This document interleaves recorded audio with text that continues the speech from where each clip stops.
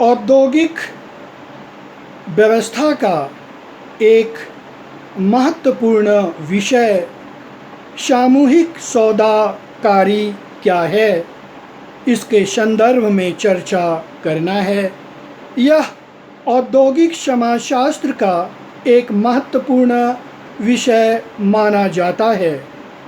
देखा गया कि श्रमिकों को अधिक समय तक काम कराया जाता था, जिसके कारण एक योजना बनाया गया जिसमें श्रमिक संघ और मालिकों के बीच एक योजना बनाया गया जिसमें श्रमिकों के हित के लिए और मालिकों के हित के लिए कार्य करने की अनुशंसा की गई।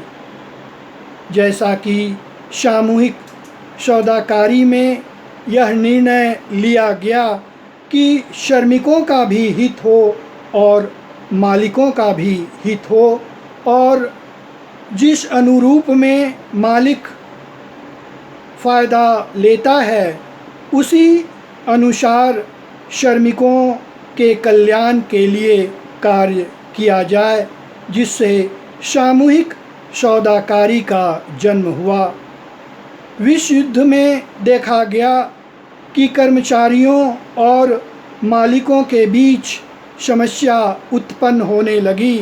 तब निर्णय लेकर एक पत्र में यह निर्णय लिया गया कि उसके हक में कार्य किया जाए। जितना कार्य लिया जाता है उस अनुरूप में श्रमिकों को लाभ दिया जाए। जैसा कि देखा गया सन 1961 ईस्वी में अंतर्राष्ट्रीय श्रम संगठन सम्मेलन हुआ, जिसमें प्रस्ताव लाया गया कि प्रत्येक देश में तकनीकी संस्थान का निर्माण हो और उसमें कुशल श्रमिकों की नियुक्ति की जाए और उसके काम के अनुसार उसे लाभ दिया जाए, जिससे श्रमिकों का कल्याण हो और मालिकों का भी, और इस तरह से देश का आर्थिक विकास हो सकता है।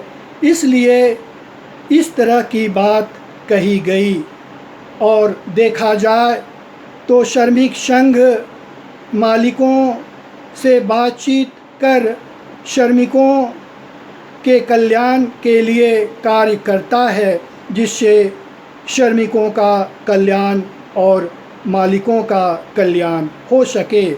इसलिए कहा जा सकता है कि सामूहिक सौदाकारी एक महत्वपूर्ण प्रयास है, जिसमें श्रमिकों के हित के लिए कार्य किया जाता है।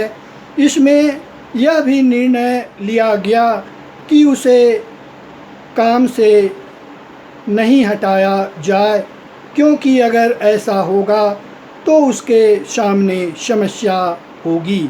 इस तरह से श्रमिक संघ और मालिकों के बीच जो निर्णय हुआ महत्वपूर्ण निर्णय माना जाता है। और देखा जाए तो सामूहिक सौदाकारी एक महत्वपूर्ण विषय के रूप में उभरा है। बहुत बहुत धन्यवाद।